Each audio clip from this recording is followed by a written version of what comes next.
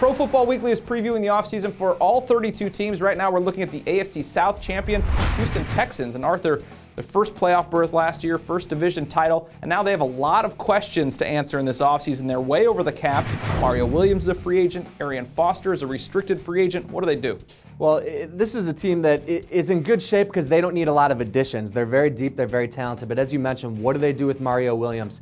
This is a guy who is the best defensive player on their team. He's just immensely talented, but they did okay without him. We've talked about it in this very room. We saw that the Texans kind of gained a little bit of leverage with the performance of a Connor Barwin having a breakout season and a Brooks Reed, accumulating more sacks and really coming about quicker than people expected. So I'm not sure they can afford to sign Mario Williams long term. That leads into the second guy on this list, Arian Foster, who is restricted, but they already told him that if he replicated his 2010 performance, he was going to get paid. He did his part. The Texans are going to want to reimburse him for that. So Mario Williams, you can't slap the franchise tag on him. It's either long term or you're not getting anything done.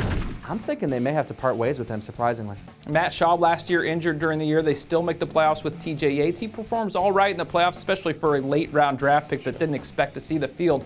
But now with Schaub coming back, what do they expect from him, both recovering from injury and also, are there questions about whether he's the guy to lead them to a Super Bowl? There's big-time questions for Matt Schaub. He is entering a contract year. He is coming off a very serious Liz Frank injury.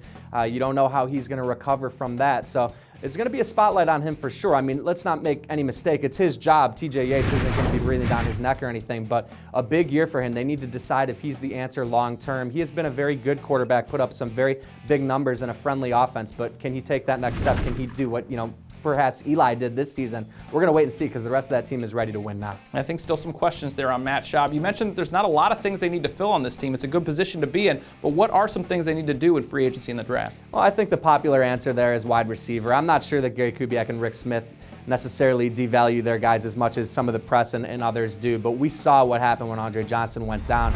There wasn't enough on their other targets. They had to lean on Arian Foster heavily, on those tight ends heavily. So if they could get a number 2 guy, Andre Johnson's not getting any younger either. They're going to be looking for someone big and physical like they always do at the receiver position.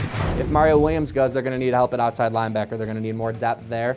And other than that, they're in pretty good shape. I think they're in a position to kind of let the draft board come to them, which is how all teams would like to be. Good position to be in, although they're going to have to figure out who they may have to cut or restructure in order just to get under the cap. That's a look at the offseason for the Houston Texans. Make sure to follow us on Twitter or go to ProFootballWeekly.com.